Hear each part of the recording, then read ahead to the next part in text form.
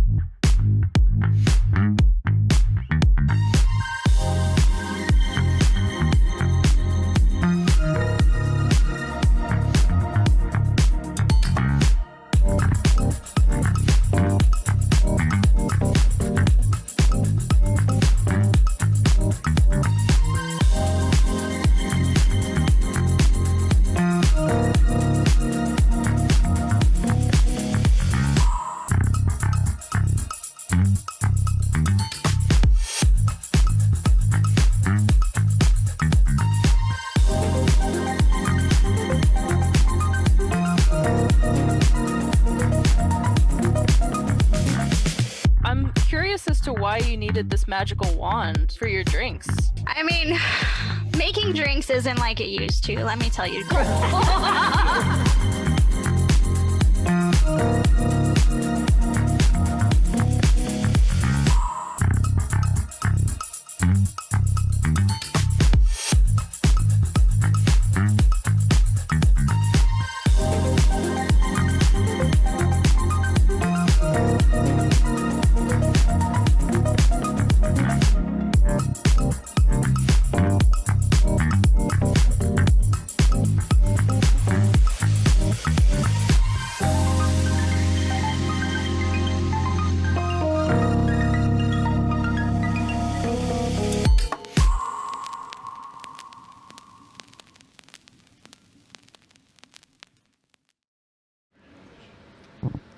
Hello, everyone, and welcome. Welcome, and thank you for joining us. Thank you for joining us here at the NYU Game Center Library. My name is Matteo Guzzoni. I'm the program administrator of the NYU Game Center Incubator, which is what we are talking about tonight. And here with me is Ray Sima, lead producer at Firaxis. Welcome. Hello, thank you. Welcome to the NYU Game Center. Is your first time here? It is my first time here. I'm very excited to be here finally. Okay, so it was hard to have Ray last week, but this week we're going to have Ray here every night because tomorrow is your talk. That's right. Tomorrow night I'm going to be giving a lecture here about connection in game development and how if you aren't investing in connection, it is holding your game back from its potential. Wow. Yeah, great. No spoiler, but it's going to be very interesting. Come here. This is going to be live and also streamed. It's going to be in the second floor in the lecture hall at 7:30. Yeah. 7:30? Yes. So yeah, that's great.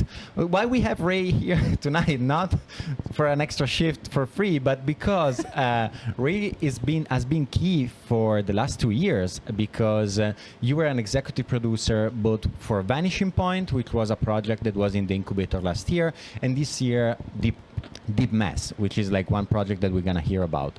So if you don't know what an executive producer is, the incubator basically, we support the team with a little amount of money, and we pay for an executive producer that basically stay with the project for the entire year, the entire program. And yeah, I don't know. I think you were both the fan, but also the one that was like critiquing. Like it was like a very interesting. It was very interesting to see you work with Deep Mess. Mm-hmm. How was your experience as been an executive producer? Yeah, so I had the privilege of working with the Vanishing Point team last year and the Deep Mess team this year. And I think my role, as I see it, is that I work with the teams to figure out what is their goal for the incubator, and then how are we going to meet that goal, and helping them find all the resources they need and set them up for success to like go fly, from the nest to do their thing. So I've been super impressed by all the teams I've worked with, and it's been really gratifying for me too to get that experience of working with people who are so excited about what they're working on. Yeah, I like the idea of them flying out. because to be honest, the incubator is just like the first step on a career, right? It's like the first moment after school for some of them, but like for some of them it's the first project, so it's the first opportunity to really focus on the game. And I think like having you tomorrow talking about connection is really like interesting, because I saw the way you work with the team, and it's really about that. So thank you for that. Yeah, absolutely. And yeah, if you are listening and if you are interested on being an executive producer for the team of this next cohort, we have an advisory board, so you should reach out to me. I'm going to share the link to my email and then ask to be part of the advisory board, because it's inside the advisory board that is like a group of people that we're going to thank later, that we usually pick the executive producer. So yeah, thank you again.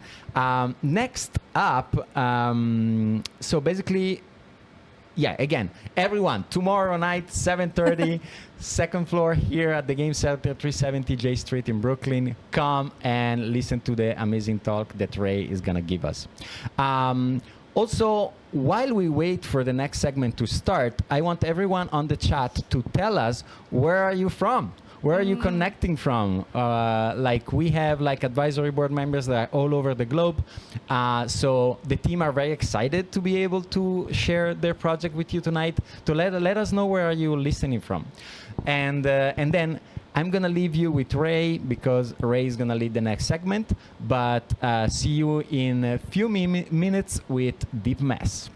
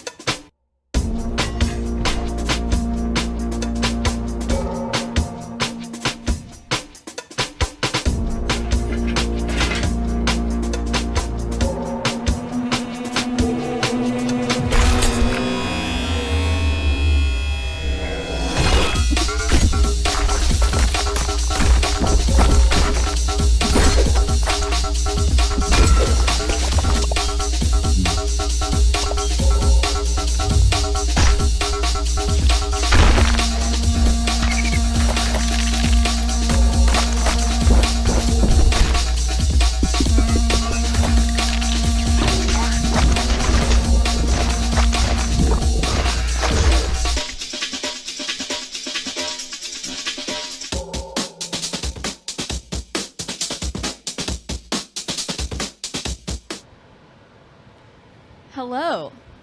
I am Ray Sima, the executive producer that has been working with Deep Mess here at the NYU Game Center Incubator.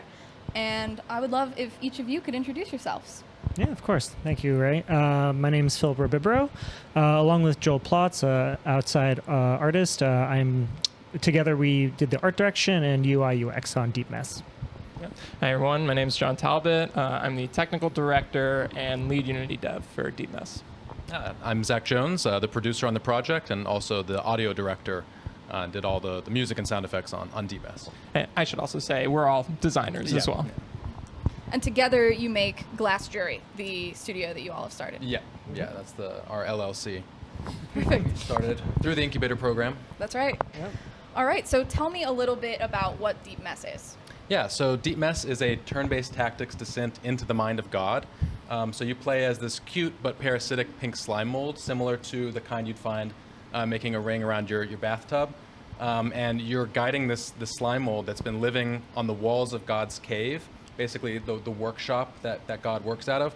And the slime mold's been feeding off of God's leftover thoughts, basically the discarded thoughts after a lot of creating and creativity. The leftover thoughts are basically fueling this pink slime mold. So you use turn-based tactics to dig directly into the source of these thoughts, to dig deeper into God's brain. And yeah, Deep Mess for us has been a really rich environment to explore. We really love the turn-based strategy genre and have really pushed the direction for the vertical aspect that we started with this project.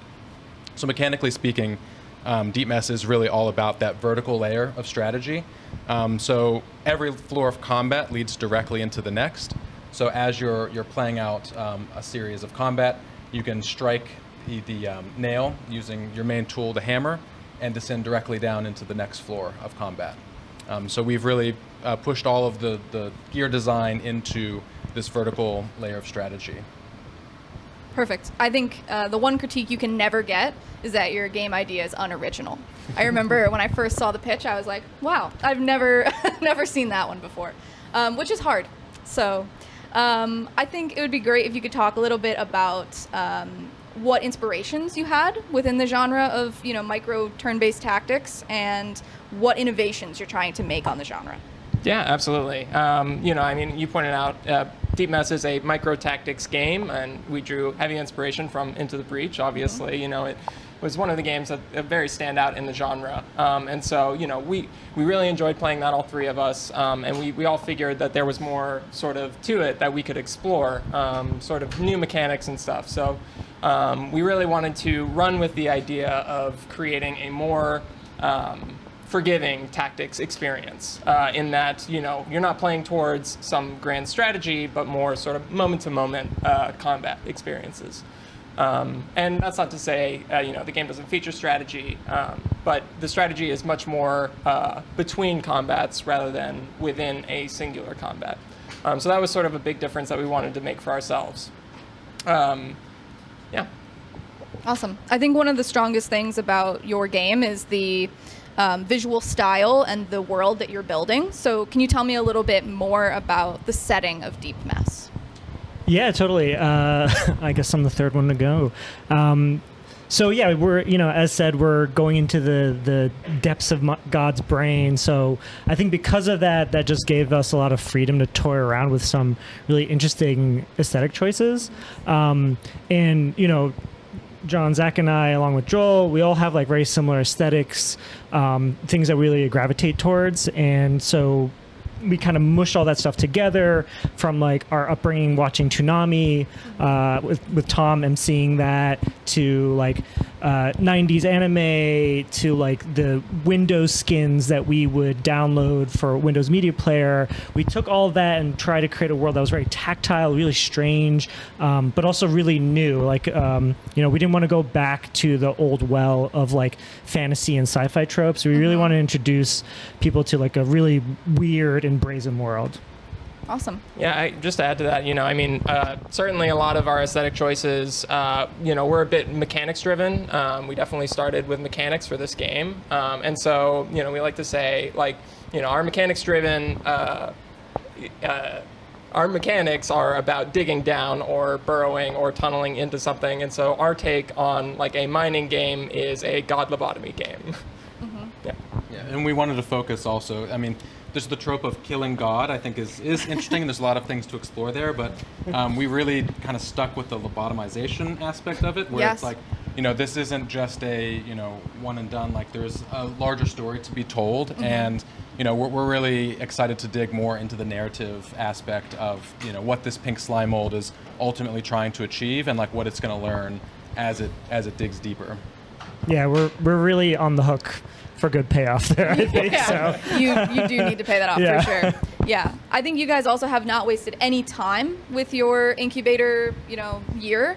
So talk to me a little bit about the development period that you've had through the incubator and how that's been. Yeah, so I mean, from the beginning of the program, we were really interested in pursuing a publisher relationship. So yeah, part of our application for the program itself was to build out a vertical slice of the game that we could use to get in the room with publishers and start those conversations. So a lot of the time in production has been both working on the game, but working on it towards this ultimate goal of talking to publishers and pursuing that relationship. So we've learned a lot about that aspect of it, the marketing, the business side of game development, and what considerations need to be made earlier in production with a project like this. And yeah, that has been really exciting for us to learn throughout this program. We've also, it's been exciting to every time we are going to showcase the game or take it out for pitching, we'll spend some time on ArtPass, add new features to the game. Through the time at the program, we've worked on the whole upgrade system. We have run-based modifiers in the form of like relics that you're finding along the way, the deeper you go. And yeah, it's just been really rewarding to get to explore that while also learning about the business side. Yeah. What do you think is next for you guys? Yeah, so I mean, we're very happy with what we're showing here today, but obviously there's a lot to add, or at least we feel that way. So currently our vertical slice and what we're showing here is of one of 4 distinct biomes that we have designed for the game. And there are further sort of meta progression layers that we're currently working on implementing as well. So really, ultimately, it just sort of comes down to a lot of more content that we want to add. We want to add new enemies, new player units, these other biomes, just like new everything, pretty much. Currently our work is listed on Steam. We have a Steam page for Deep Mess, so if anybody watching is interested in how the game looks right now, please go there and wishlist it for us. It'd be a huge help for sure.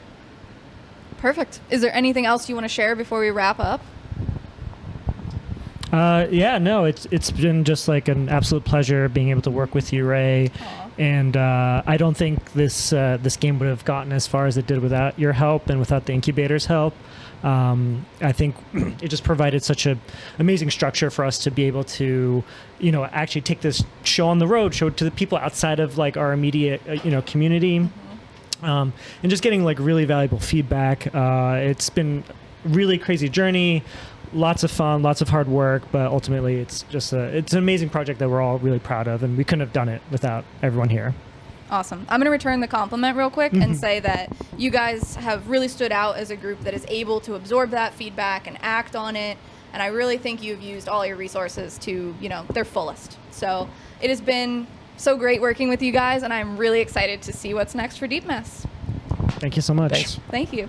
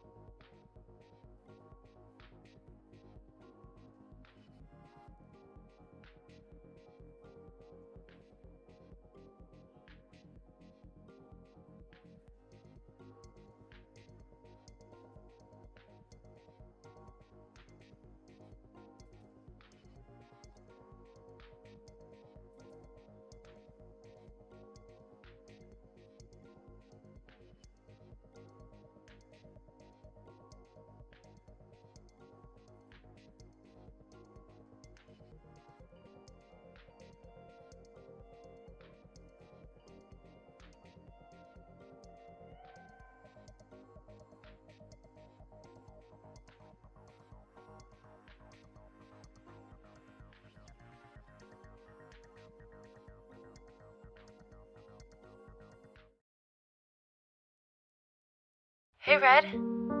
Do you remember we were talking about that dream you had? Right. Dreams about the end of the world. I think this is all connected.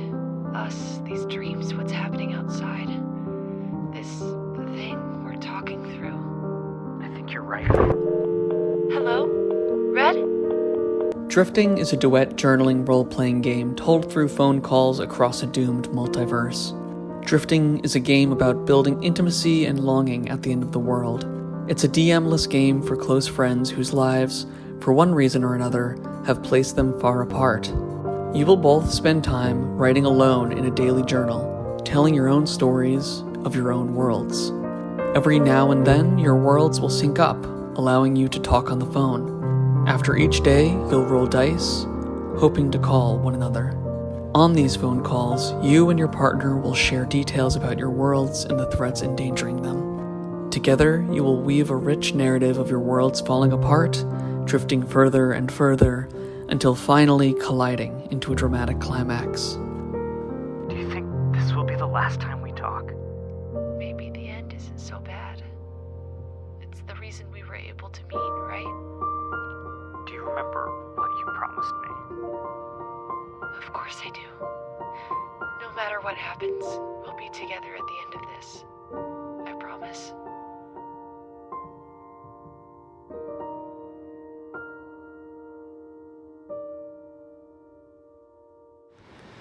Welcome back, everybody. I'm back here, and with me is Marcy Lehman, the designer of Drifting. So I asked you before, where are you connecting? And there are people connecting from Germany, Switzerland, Chile, other places here in the US and Canada. And I think it's a real great, it's amazing that we are communicating and you are seen across, space and time, probably. Some people maybe gonna watch also this in another moment. But I think it's a great introduction for the next project, which is Drifting. And so, Marcy, I let you go with the presentation of the game. Thank you. Like Matteo said, my name is Marcy, and I made this game Drifting. Drifting is a two-player game about the end of the world. In this game, you will be creating your own fiction in your own specific world. This game asks the question, what do you do at the end of the world? What kind of connections do you form? Who do you turn to? Who can you rely on? And it's very much inspired by, no doubt, the pandemic. During that time, I very much wanted to feel a connection with another person, with other people in my life who I already know. But being the age that I am and the year that we live in, calling each other on the phone is not the most common way to communicate. So while we had things like Zoom and playing code names online or something, I felt like these were activities that didn't really quite allow for the kind of conversations and contemplation that I so crave. And so I thought in the context of an RPG, maybe that would be more appropriate. And so we already watched the trailer, so we're just going to skip past that.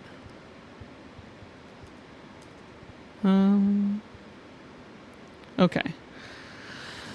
So Drifting is a game that is played over the phone.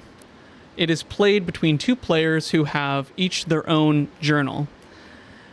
And so what I tried to explore in creating this game was, how can I create something of a solo RPG experience where you can kind of go unplanned and kind of create your own narrative in this very solitary, contemplative space that allows you to really create and explore your own character as in-depth as you like, without any fear of role-playing or discomfort with those things. But I wanted to add a collaborative element that would allow for creativity and bouncing off of each other, improv, the things that make multiplayer RPGs special. And so I decided that I wanted the game to be played over the phone, because the phone has the advantage of allowing players to journal and have those contemplative moments without having to give each other the additional pressure of waiting on them next to them. So, and it's so natural. You just pick up the phone, you see your friends calling you, and suddenly you're transported into the game. And the benefit of this kind of thing is that role-playing amongst my testers has been much easier because they haven't had to look at each other in the eyes or worry about their facial expressions while they role-play together. So it makes role-play a little bit more accessible for those that have more discomfort when it comes to performance. Drifting was my thesis game while I attended NYU last year. And so this was a photo at last year's showcase where I was able to show the game to over 50 people. And so these are just some quotes that were taken from that day. I want to talk about specifically that first quote. It reads, "It made me feel like we were on our first date again." So that quote actually came from a queer couple who had been dating and actually at that point were married. They had been together for 10 years.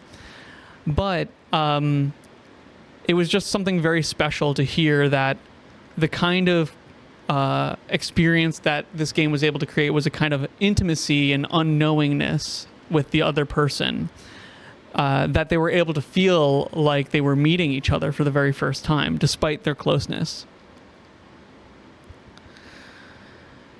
And so why did I choose phone calls exactly? Phone calls are, yes, of course, like a really convenient way to communicate with the people across the world at a moment's notice. But something I wanted to try playing with in this game is the sense that phone calls naturally create a sense of uncertainty. Similar to the way dice work in traditional RPGs, phone calls have the opportunity where someone may or may not pick up the phone. And those two choices, whether they're able to pick up the phone, whether they have time in their real life to pick up the phone and continue the narrative, impacts the game in some way. Usually in the form of continuing your own personal narrative. How does your character feel being left on red? In some matter of speech. And I wanted players to have this emotional experience of being caught out with them not picking up the phone. And so each player has their own book, like I had described previously. And each book contains the same rules, but each book has its own prompts, its own space for journaling and notation for how the game requests to be played, that are meant to streamline the experience of play. The daily prompts, so I mentioned daily, is meant to be a daily play game where every day you're expected to journal, and the book itself will tell you when you're meant to call. And each book might have different activations of when you're meant to attempt to call. Some days neither player will be able to call. Some days only one of them. So you only have so many attempts before you'll just have to give up on calling entirely for the day. But the differences in the daily prompts allow for players to naturally create diverging worlds, characters, and choices within those worlds. And so that's all I have today. Thank you so much for having me present today. Yeah, I also wanted to mention that I am currently looking for publishing for my RPG. So if you know any RPG publishers, TTRPG publishers, I am currently seeking. Also, you can see from the QR code that I am also have a newsletter. So if you didn't catch that, you can always rewind, but it's cool. But you could also access it from driftingrpg.com. And that's All right, it. great. So yeah, we have like 5 more minutes for this segment. So Marcy proposed a thing that is very interesting, and I said yes, of course. Which is basically what we're gonna do is a very short demo of drifting. So do you wanna tell our listener and viewers where are we right now in the process? So this is drifting, and this is the version of the game that I brought with me to GDC. And so it is a quick little demo that is meant to kind of get us right into the experience. We just created characters before the stream. We created our own worlds. And now we're going to see how those characters and worlds interact with each other. So we're all alone. Yeah, we're gonna simulate a phone call. So yeah, I'm not the gonna very look at first you, I phone call guess. we ever have. So yeah, we won't look at each other. I'll look away from It's you. gonna be like being in a date for the first time Yeah. again, Marcy. And Okay. you're all alone, going through your daily routine, when suddenly a portal opens in front of you. And you see me, and I see you. Oh, hi. What? This is very strange. Are you a mirage? Am I what? A mirage. No, I'm real. Why are you floating in the middle of the sky? I don't understand. Well, I'm in a flying boat. You're in a flying boat? Well, how is that possible? Our boats are on the sea, and they float on the water. Everything floats on the water. The water is everything here. Water, like yeah, we have water here, but what are you talking about floating on the sea? I don't know what that is. You are not from this world, are you? No, I'm only familiar with the stone spires that surround us. Stones. Yes. Tell me more about your world, because it's very different from mine. Everything around me is this obsidian stone that is so sharp and so difficult that, well, I only really known the people that I've known for my entire life. That is my very small community. But, well, maybe we should start with our names. My name is Isaiah. Isaiah, that's a I'm a very nice walker. name. You're a what? A walker. Oh, can you tell me more about that? Yeah, so we have, I have this, I'm very small, and because of that, I was chosen by my tribe to be a walker. Basically, Okay. I'm the one that explores the swamps and the land. You're and an the water explorer. around us. Yeah, I'm an explorer. Oh, well, I my walk on name's sticks. Anya. Anya, nice to and meet you. I'm also an explorer in some capacity.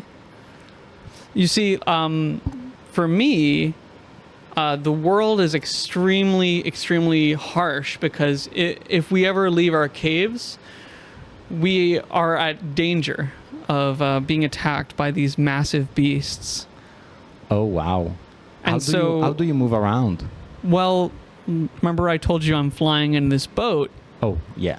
I'm part of an elite crew. I'm the squire of an elite crew I see.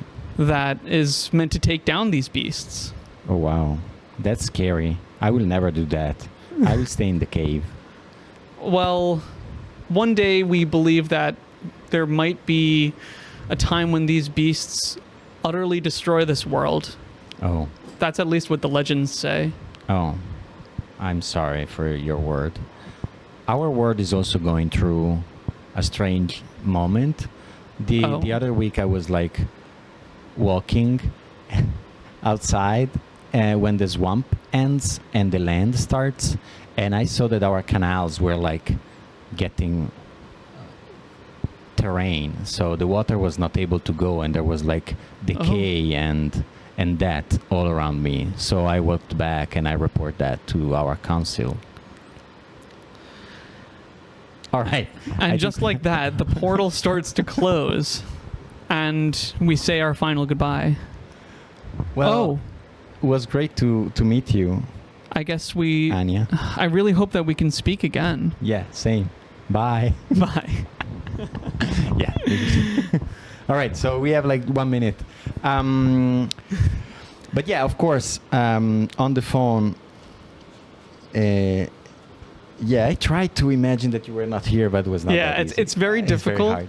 But unfortunately, with a role-playing game with these specific restrictions, it's really hard to really give an in-person demo if you're not just able to experience it. I guess if you watch this in the future, close your eyes and go back. Go back and close your eyes and watch it Turn again. off the screen. Listen to this as a podcast. Yeah. Thank you, Marcy, for being here and to showing us this game and to show me your planet. I hope you had an idea of mine. Again, we're going to share the link on the chat for drifting. Oh, it's been already shared. Yep, you can find it on my itch page there. And you can basically register and leave your email so you're going to be updated with all the amazing things that Marcy will do in the next month. And also come on Thursday, because also Marcy is going to give a presentation on Thursday evening. So thank you again for being here with me. Yeah, thank you, Matteo. Yeah. Bye.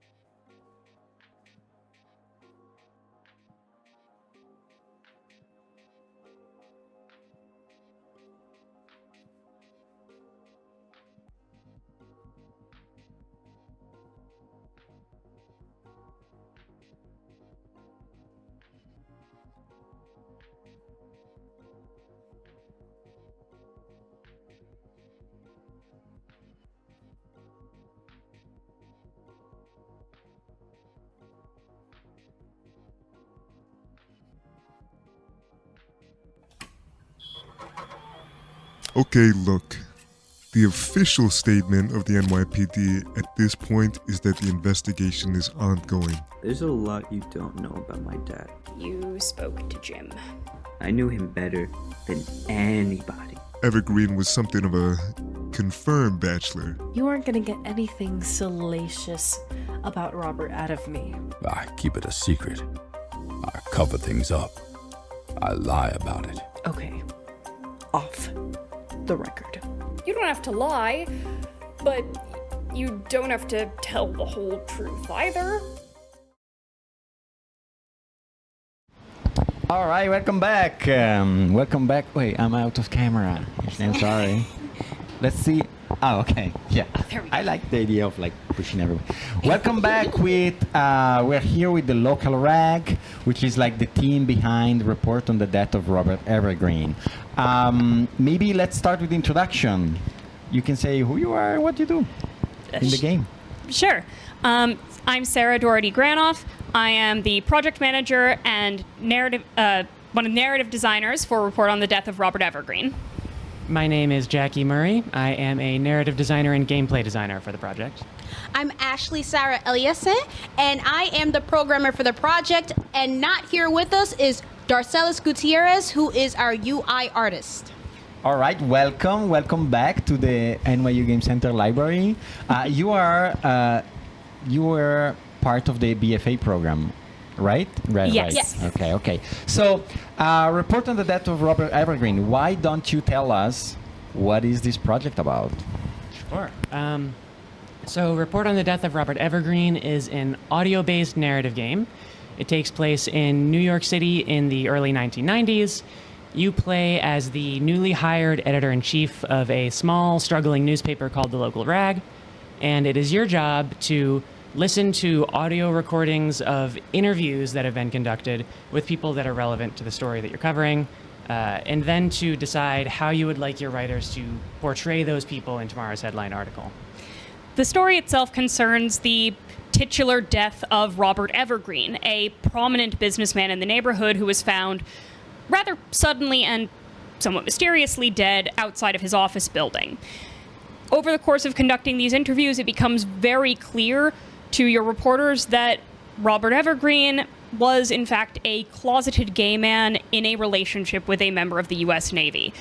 And it is 1992, as we said, and you have some decisions to make on how you're going to report on this, or even if you're going to report on this, frankly. You need to balance journalistic ethics, your own morality, and trying to keep the paper a success. That's amazing. Thank you for sharing this. Yeah, I played it multiple times.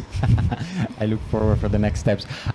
So this is a very unique idea, and I think like the success that the game. How many awards have you already won, or like you've been nominated? Good question, Mateo. I think we've been So many nominated that you don't for like remember? 4, but we got 2. Yeah, basically, we're on a roll, guys. Probably the biggest one was we were nominated for the live action spotlight at Indiecade last year, which was just such an incredible honor. Yeah, and I think it because like the game is so unique and so original, and so my question is like, where this idea came about, or like where like, I don't know. Tell me more about that.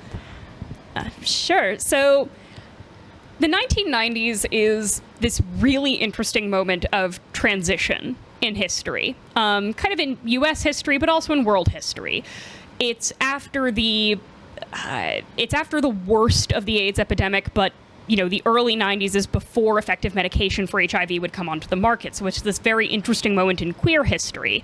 The Cold War had just ended, and the world was still adjusting to a reality of having only one superpower. So it's a period of transition there.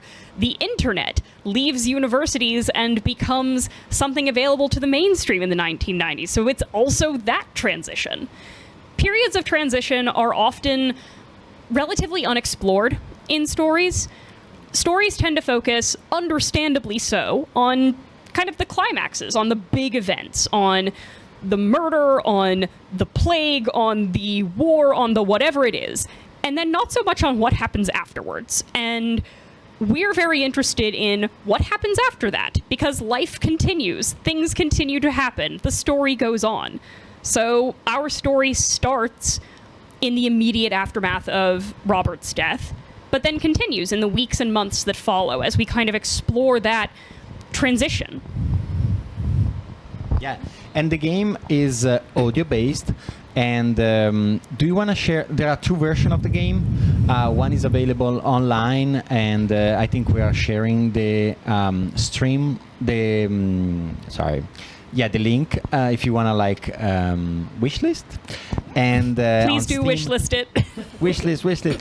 And but there is also another version that is going to festivals and is being like part of also the success of the game. Do you want to describe this? Yes, so this other version that Mateo is clearly hinting at, his favorite version, is our hybrid version. Since this game is audio-based and takes place in the 90s, we had the pleasure of getting a cassette player and cassette tapes for this game. So many times when we go to festivals, we have the cassette player and the cassette tapes and headphones along with the laptop, so people are able to still play through the game, but also have that journalist experience. And many a times, people love the cassette player more than they love the laptop, since they consider it old tech. It has been an interesting little bug for us to try to figure out how to fix, in that very few people have been able to load a cassette correctly the first time. I am including myself in that number, and I did grow up using cassette tapes, so it's slightly embarrassing that I couldn't do it correctly the first time.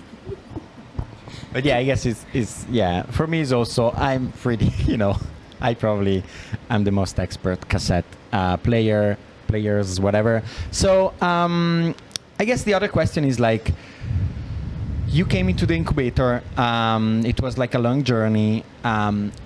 were there any moment during this year that we spent together where we were like, oh, I think we are, because like every team has a different goal for the incubator program, so they decide autonomously what they want to reach, what are the milestones, and what are their goals, right? So I guess for you, I guess my question is like, was there a moment where you were like, oh, I think we're making the right decision, or there was a moment where we're like, I think here we have to change direction? Yeah, there was a moment kind of earlier on in the incubator where so the game consists of sort of 3 sections, 3 chapters, 3 stories. And originally, the first one was going to be about Robert Evergreen, then the second 2 were going to be about different topics. And so, we developed the story that we wanted to tell in the second chapter. And as time went on, we just kept coming back to Robert and his story and everything to do with him because it was so interesting. Everybody received it so well. And eventually, we just sat down and decided, like, we need to just do only Robert. We need this game to be about Robert. And making that shift from 3 separate stories to all, like, chapters in one story was a really pivotal moment for us. It was a moment where we all really, like, at that time, we knew we were going in the right direction. We were all so excited to do that. Yep. And it was also pretty scary because we had already written so much of the second story, and we had temp voice acting in, and we were beginning to work on the third story, and it was just this kind of, wow, we are so much more enthusiastic about Robert. And yeah, I think that during that conversation, we just sort of kept circling around to, so we're really doing this. Yeah, and it took us too long to come up with a new title. Our title is good as it is. Yes, it's unforgettable. So how does the future of the project look like? I guess we're now at the end of the incubator. You had like so many awards, but also you attended so many exhibition and festival. You showcased the game around. What is the future? What is next? So in terms of our goals, we are hoping to release the digital version of the game fully this summer. As was mentioned earlier, you can wishlist it on Steam. Please do wishlist it on Steam. That would make us all very, very happy if you did. So we are hoping to release the full digital version this summer, and then later on down the line, we do also want to release the hybrid/physical version where, you listen to those audios on the cassette tapes, possibly as some sort of limited run physical edition. We need to, kind of research what would the interest in that be, and that's definitely a task for us for after the digital version is out and available. But yeah, so hopefully, assuming that nothing horrible happens, coming this summer. Which is not excluded. But yeah, thank you so much, Local Rag, for bringing a report on the death of Robert Evergreen in this world, and to be so passionate and being also like so strong during this year with us. Everyone that is listening, if you're interested in the project, wishlist on Steam. If you're an actor, maybe reach out, because this is an audio adventure, so they're always like, who did the Detective Novak voice? Can we spoil this? A friend of Darcy's, actually, Yes. was Detective Novak. Unforgettable. I was Julia. Okay. Yeah. Yeah, now there is a lot of like friends and family. Exactly. Yes. So, but if you're an actor, you wanna have a credit in one game, this is a great opportunity for you to do that. So reach out to the Local Rag, and thank you again for being here with us. Thank you so much for having us. Thank you for having us. And come on Thursday, because you can play Report on the Death of Robert Evergreen here at the NYU Game Center during the other showcase, the one in person. Please do. It's a lot of fun, we promise. Bye.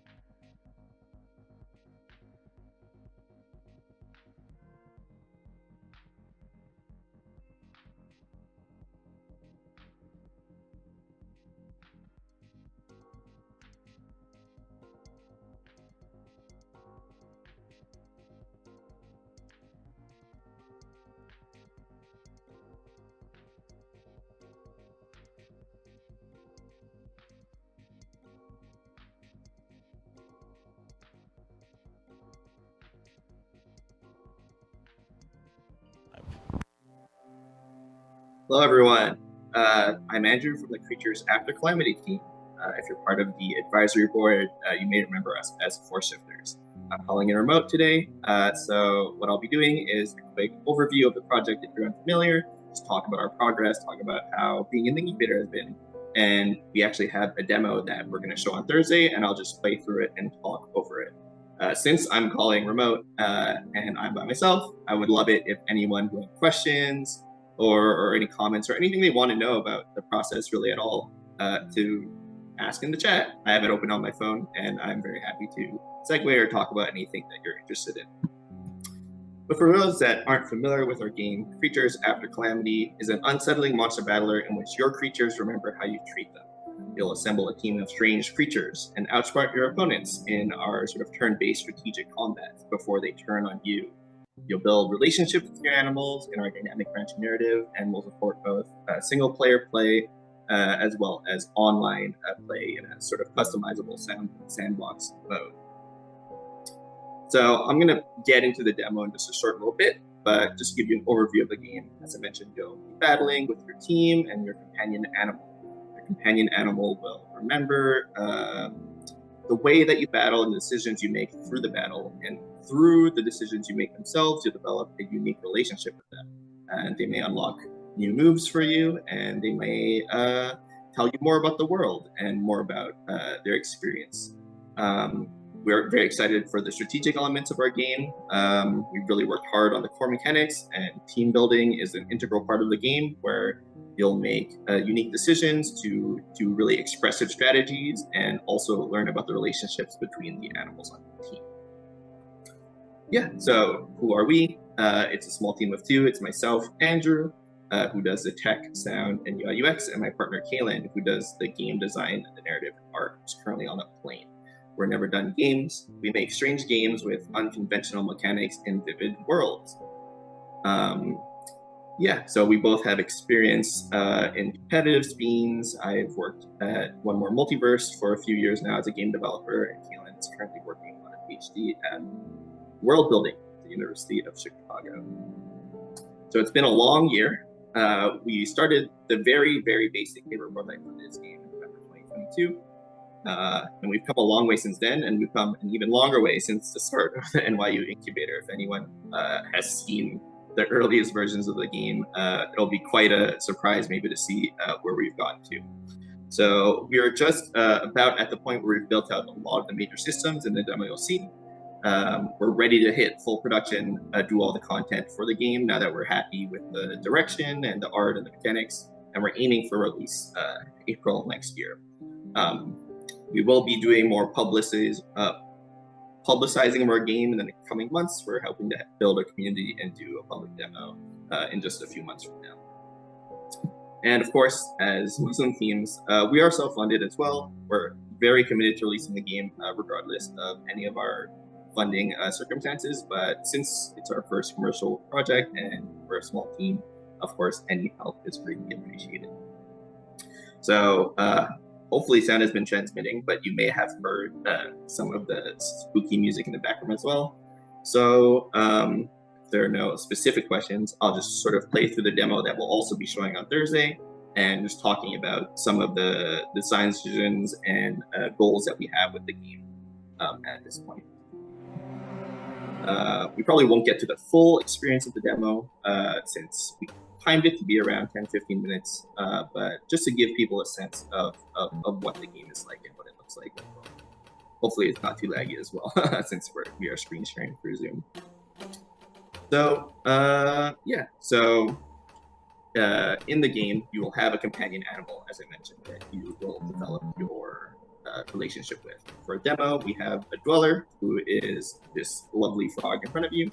In the final game, we'll have up to 6 individual storylines and 6 different creature species that you'll be able to play through their storylines. We spend a lot of time in our world. Keelan is an expert at world building and really has put a lot of energy into really fleshing out the entire world in which these animals live and the narrative possibilities that exist within it. The Creatures After Calamity takes place in a world a generation after these veins have appeared on a planet very similar to ours, these veins supercharged all of the flora and fauna that the people who were living were familiar with and turned them into these super powerful abominations. The only way that people were able to survive was to rely on what were previously their domesticated animals, companion animals, in order to protect them. But these animals also became supercharged and grew their own sentience. And so through the game, you'll develop relationship and learn a lot about what has happened to the world around you in this situation, this cataclysmic situation where everything has been transformed. And of course, creatures have their own desires and the own things they want you to take away from their own experience as well. Great. So we're going to jump just now into the tutorial section of the game. We're also very, very proud of where we've gotten to with our core mechanics at this point. As competitive gamers, me coming from Super Smash Bros. Melee and Galen coming from a Pokemon competitive background, we really love the feeling of playing a competitive game with other people, the predictions and the reads and the strategies and all that stuff. But of course, they're very difficult to get into in general. So we really tried to simplify the mechanics to make it approachable. Of course, a single player mode will help with that a lot. But there's a lot of interesting strategies and expressiveness that we find comes from the sort of team building, the strategic team building, as well as the decisions that you make in the game. So as you can see, the very baseline mechanics of the game are based around a sort of nested RPS situation. The attacks that you choose beat each other in the actual RPS, as you can see with the icons. And then we have, of course, a nested RPS where we have a parry and then a status move that all work in unison. But the key thing that we wanted to convey really is we didn't want to build a game that had a ton of animals and a ton of different moves. We've kept the moveset very limited on purpose, as well as the number of animals in the game very limited on purpose.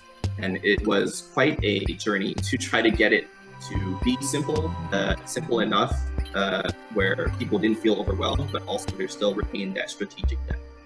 So we're quite happy with where it landed. A full battle, I guess, would be a 3v3 battle, and with having 3 animals to build and this number of moves, we found that it still retains a sort of strategic interest. And of course, in the single player campaign, we imagine to have lots of unique battles. We're in the middle of developing those out as well, with creatures that you'll only fight in the single player mode that have specific things that you'll have to play around.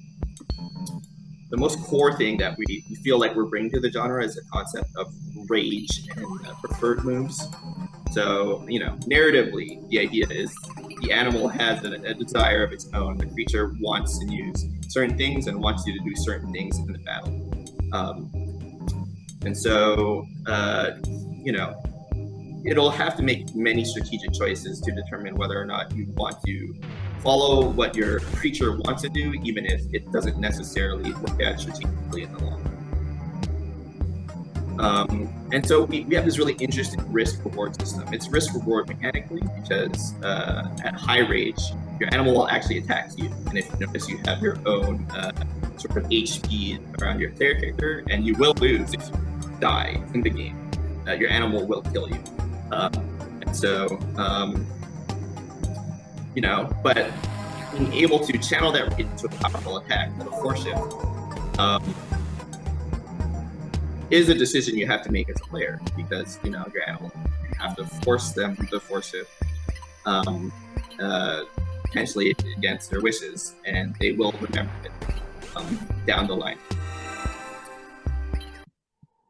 And so, yeah, we think that the system is really fun, really approachable for people who are not typically fans of these strategic games. And we think the narrative tie-ins from the system are really, really interesting as well. And as I mentioned, also the team building is a pretty core aspect of the game, as well as the interactions that your animals have with you, as well as the different animals on your team. So of course, this is just some sort of guided team building, and more importantly, you're going to choose your other animals that comprise the core of your team in this experience. These will be the 6 core animals that you can play throughout the game, and they all have their own personalities and also ideas about each other. As you can see, they don't all like each other, and they may not all necessarily enjoy being on a team with each other. And so it's just a decision you have to make as a player if you want to, depending on how you want things to go. And yeah, we're not going to be able to get through the entire demo. I know I'm running out of time in a sense, but really happy with how much progress we've made so far in the incubator. We feel like we have a really solid plan to reach us for release next year, and we really want to get the most important thing, aside from funding, of course, is to get more people, invested in the game, interested in the game. Of course, wish list, but also we really want to take a community-driven approach to this type of game. We've been playtesting ourselves, but I think we're ready to really start showing other people and bringing people in. If you're interested, reach out to me. If you have advice, reach out to me. If you just want to follow the progress of our game, we'll be blasting all the social media and stuff once we formally announce the game, our opening, our sort of public demo. I'll forfeit now and just show you the end of demo. And thanks so much for listening again. I'm very free to chat about the game. If you're interested, we're going to be really pushing this demo on Discord and working on some sort of public announcement in the probably next 3 to 5 months. And then we'll just be straight rocking it till release time. So yeah, thanks so much, and enjoy the rest of the showcase.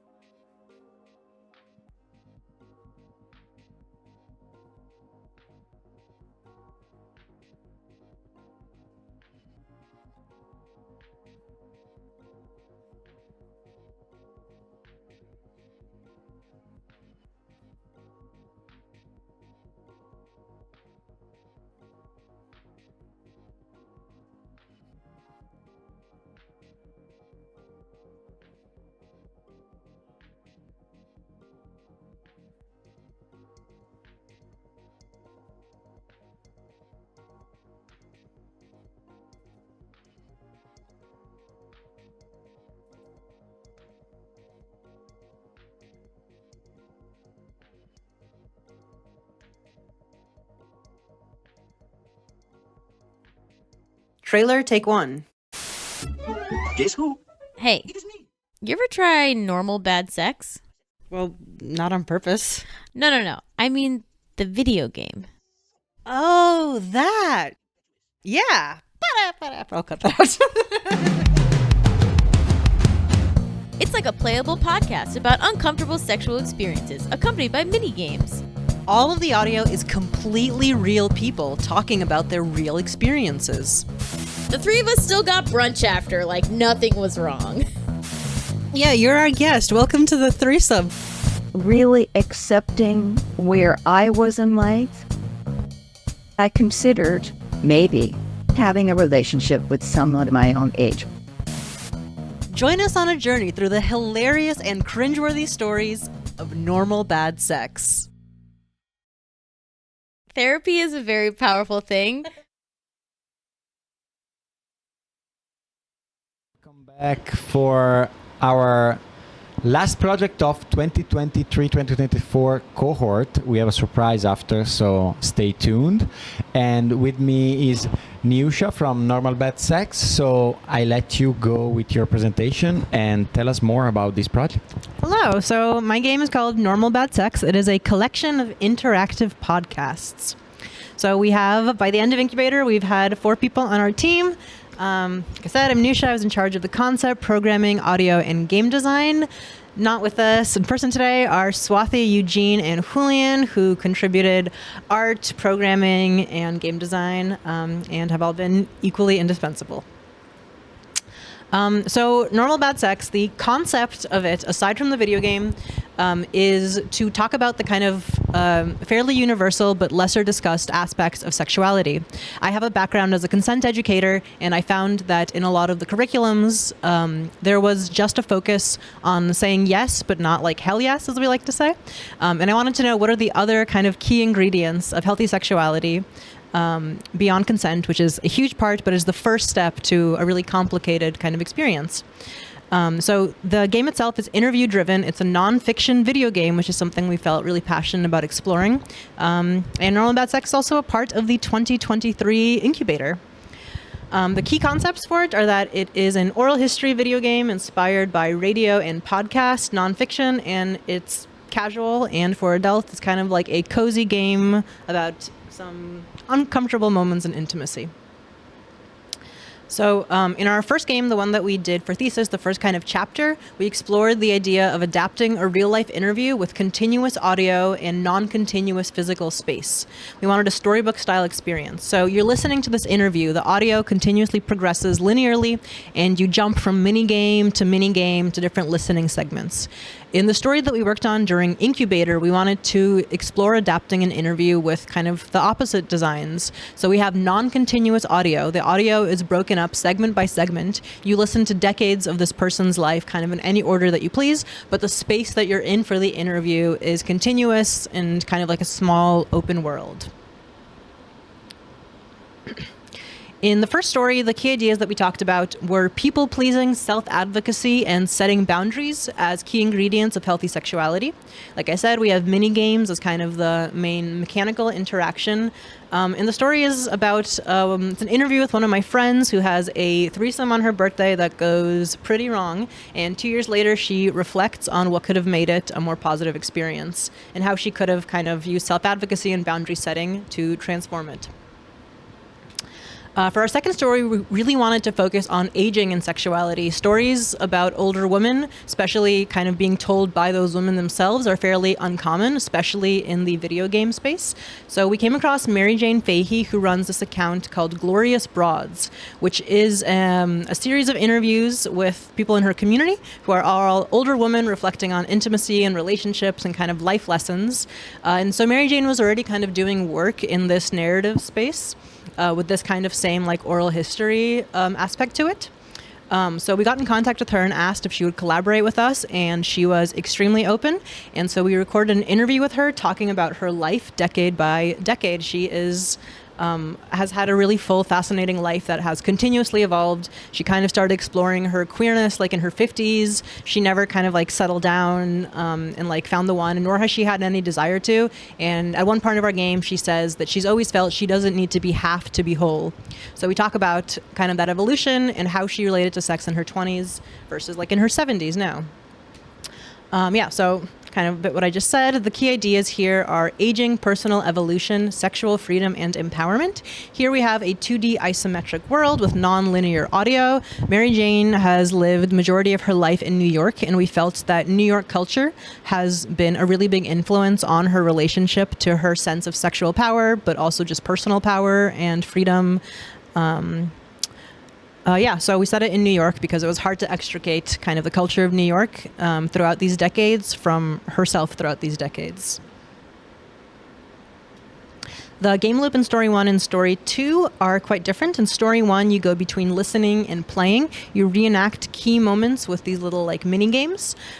In Story 2, you're in an open environment, walking around, interacting with objects and exploring the world. So you have to go to the kind of points of interactivity rather than them coming to you. So a really big thing that we discovered throughout Incubator was new ideas for use cases. So we originally conceived this as sort of a game that would exist in a bit of a vacuum, or just kind of the idea of interviews being adapted to video games. But through our time in Incubator and in talking to different people in the audio world and in the video game world, we found that using this kind of gameplay as an engagement or a discovery tool is really where a lot of people thought that the heart of it lies. So we think that, you know, podcast and radio and stuff already, there's been like some TV shows like Midnight Gospel based on podcast, and we think that video games are the next step forward. But seeing it as a discovery tool for new audio programming has been kind of a new thought and direction for us that we've discovered over this past year. So new kind of mobile short form content for audio storytelling. The core audience that we have in mind has been largely the same. One of our struggles with this game has been that it is unusual. So, you know, there's not like a pre-existing audience that we can say, people liked this game, so now they're going to like our game. But we think podcast and radio fans will enjoy it. We've had really positive reception from older women. It's very mom approved. And then any cozy gamers that appreciate storytelling with a low skill bar. All right. That's it. Thank you. I'm going to clap for everyone. You can clap on the chat. Thank you, Nish, for this. I had like so many questions, but then your slides answered a lot of them. Yeah, I guess we have like 5 more minutes. So I would love to ask you, you mentioned nonfiction in the video game space. And I know that this idea that it's really interesting for you and you're passionate about. Do you want to expand on that? Yeah, so I'm a really big believer in the idea that video games can and should be doing everything that other forms of media do. Sometimes video games get treated as if they're kind of like a lesser form of storytelling, and they're obviously not. But one place where we are severely lacking, I think, compared to other forms, is nonfiction. There's this idea that something can't be like educational or you know, at all like tied to real life without it being boring. But there's so many like docuseries and stuff on TV that we see that's not true. I think outside of video games, like nonfiction as entertainment thrives, and there's just not very many examples of it. But I was also very inspired by another game that came out of the Game Center called Out for Delivery, which was an actual kind of like documentary video game that blew my mind, and that really like made me think about this idea of like just trying something new in games that I hadn't seen before. Yeah, thank you for sharing this. And Normal Bad Sex has, compared to other projects that were like, oh, this is what we're gonna do, and they iterated on the same idea and like try to make it like better. You experimented a lot. So like the second story that you had, it is like a completely different way to play, basically.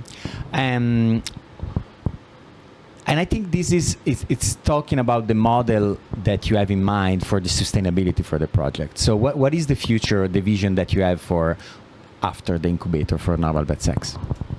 Once we finish the game, we would love to pursue sort of like an agency model where we can go to podcast and radio and say, hey, give us some of your content, and we can adapt it into this playable, interactive piece of media so that new audiences can find you and engage with it. But for the game itself, we want to take it into kind of like sex positive event spaces and stuff in New York. We've been looking at like talking to some people who run these spaces who have had positive reception. I think it definitely, the game will live outside of the video game world, I think, a bit. Yeah, and exactly. I think this goes back to you were saying, oh, we don't know if there is an audience out there. But every time I was with you and Swati on any exhibition, there were like so many people that played the entire game, and they were like, thanks God there was this game here. Because like there's a lot of, there's an audience for something that is very different compared to the usual game that maybe you play at an exhibition. And I remember like when we were playing NYC last summer that there were actually people that were like thanking you because it was the only game that they were like, I'm enjoying this. So I think it talks about how how, like with our project, we need to expand, right? What video games can make. Yeah, I'm incredibly grateful to the Incubator for including us because it is a weird project. And I feel like I think a big thing that we've all gotten out of this is like belief that weird projects can have a life and can reach an audience. When I was doing this for thesis, I was just like, this is a space for me to experiment and do something that like maybe can't have a life elsewhere. And then in being an incubator, I've met so many people that have been so excited about what we're doing that I'm like, oh, you can like do unconventional things and people will give you like time for it. Yeah, I mean, video games is a young medium, right? So we treat it like it's super established. Like we have these boxes of games or genres that all games have to fall into, but like there's no reason for that. Like it's just born. It's at the beginning of their sexual life, I would say. All right. So I guess the question could be for everyone that is listening, what are you looking for? Like, are you looking for something? I know that you expanded the team during the incubator, but like, is there anything that people that are listening from all over the world that you are looking for? Yeah, we would love to have more inroads in the podcast and radio space. If anyone knows any kind of like audio storytelling connects that they have, we would love to get in touch. And also for future stories, the two topics that we've talked about exploring for our third chapter have been sex and disability and also sex and purity culture. So if there's someone that feels like they're comfortable talking on mic about that, we can also give like full anonymity. Who has something about those two topics that have touched their life. We would love to hear from you too if you are willing to let us gamify a bit of your life. All right. Thank you so much, Niusha. Thank you for bringing Normal Bad Sex to life and in our lives. And you can play the two stories of Normal Bad Sex that are available on Thursday at the Incubator Showcase live. So come to that and let's celebrate this amazing game and how different can game be. All right, so we're gonna go. We're gonna be right back. Right, we have like one more segment, one special surprise for you. So stay tuned, and we're gonna see each other in a few minutes. Again, thank you so much, Niusha. Thank you.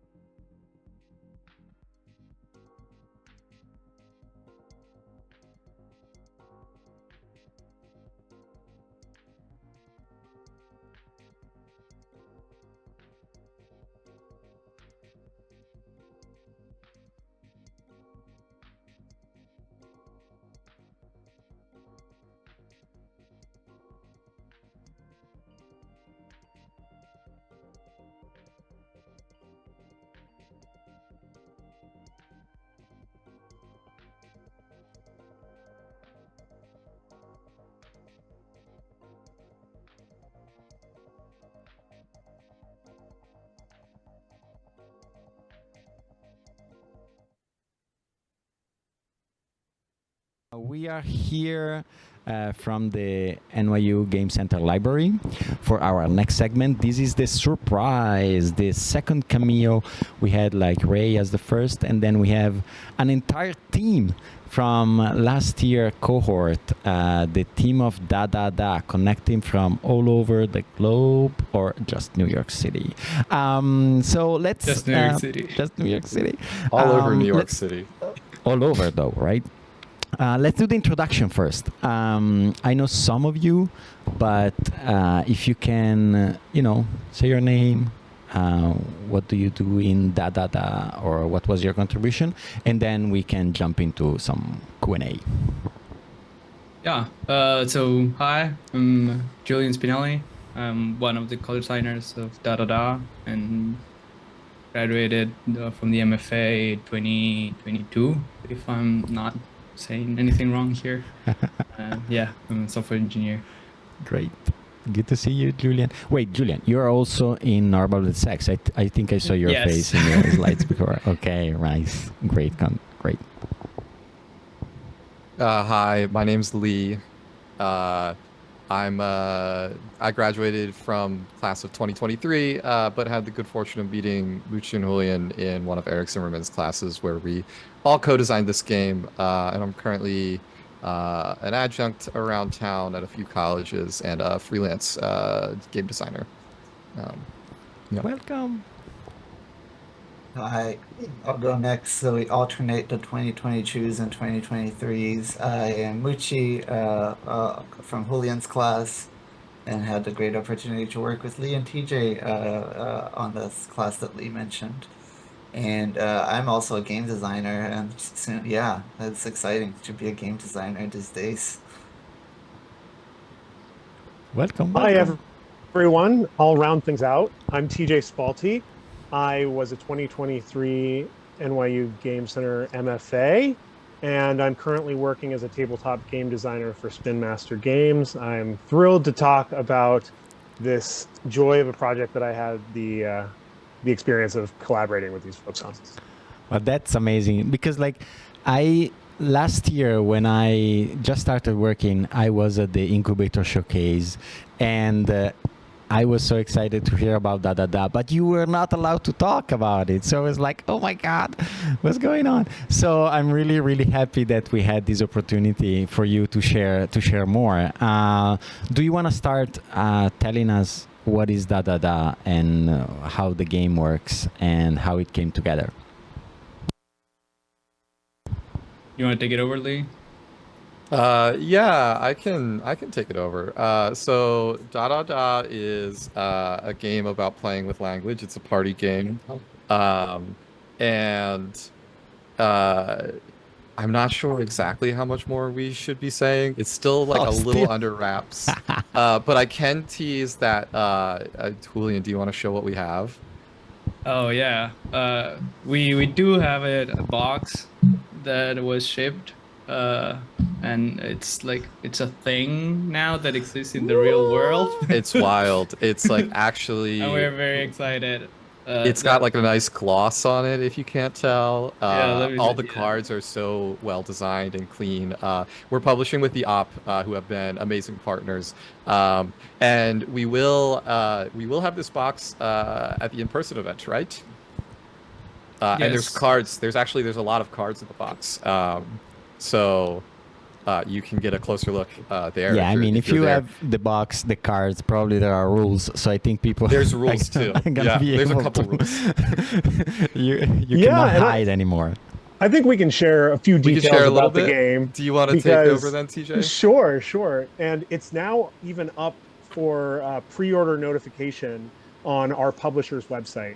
So at theop.games, and if you can find it there, it's Da. So it's a game about constructing your own language in 5 minutes or less. So each group of people who play this game are going to construct their own novel language out of a random array of different nonsense syllables, right? So the idea behind it is that it's all nonsense until it makes sense. So something like oof dalu might mean toothbrush, or fu rabing talking about the sun and the sky. you will end up walking out of a game of Da Da Da with all sorts of new vocabulary that you would never have imagined before. So we encourage you to come join us on Thursday, but also please go get notification for when it comes out. We are expecting it in the July window. We are going to be actually debuting at UK Games Expo at the end of May, if anyone's in the UK or near Birmingham. And we'll also be having a big event at Gen Con, North America's largest tabletop convention, in the beginning of August. That's in Indianapolis. So we'd love to come see you there. We'll be at the op booth. That's amazing. Congratulations. So come to the Incubator Showcase on Thursday to see this game for the first time in its glossy, shining, amazing shape. I guess, again, do you mind sharing because like every now and then we have like games that apply to the incubator that are non-digital, right? So how was your experience with the publishing process? Because this is also something that a lot of people have no idea how it works. I know that your experience has been very specific, very successful right away, but like, how was it for you? Yeah, so we pretty much jumped right out of that semester because we were all in school together, right? So we jumped right out of that semester into running around to all the conferences we could find and just sort of trying to meet face to face, which is where a lot of the incubator help went, right? Was getting us in touch with people, getting us to the conferences, and then helping us navigate signing the contract, which there were a lot of words. There's a lot more words in the contract than there are in the game. So we were really thankful to have that assistance. TJ, you want to talk a little more? Yeah, absolutely. I just want to talk about something that the incubator did for us, which was we had our tabletop design that we were excited with the degree of development that it had to that point, but it allowed us to have this travel budget to go meet with publishers. It also allowed us a budget to work with lawyers to set up our own LLC, which was something that I hadn't anticipated going into it, but that was a really cool experience. Got to chat with a number of the resources and folks from the Game Center and the incubator about their experiences of establishing similar companies, of making contracts, reading the fine print, all sorts of stuff like that was enormously valuable that the incubator offered us as well. That's amazing. Thank you for sharing. All right, so I have a last question for you, which is, how are you planning to celebrate? Da da da. It might be parties. I think parties plural, right? Yeah, parties plural. There are parties plural on the plans to happen in the future. Hopefully, one that we can only speak in the words we learn through our game, maybe. And we're also hoping to have an event in the fall when school starts back up at NYU. Oh, that would be amazing. Demo copies of the game so with our publisher support there as well. They've been fantastic the whole way through. So be on the lookout for it coming this fall as well for an in-person demo there. All right. Yeah, so for everyone that is... Sorry. I was just saying we'll be posting about it.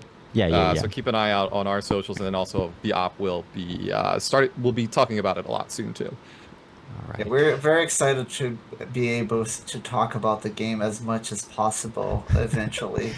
I feel like now there's like a freedom that we haven't had before, and I'm hoping that that's going to happen even more when we have the box around. We can really go for it. Nice. All right, so everyone, go to the Hop website. Push that notification button or whatever it is called. Come to the Incubator Showcase on Thursday to see the first copy of Da Da Da. Touch it, talk about it, and thank you so much, Da Da Da team, to be here with us tonight and sharing your adventure. Thank you so much for having us, Mateo. Yeah, thanks for having us. Yeah, All right. All right, thank you. And we have a last bit for you. Stay with us 5 more minutes.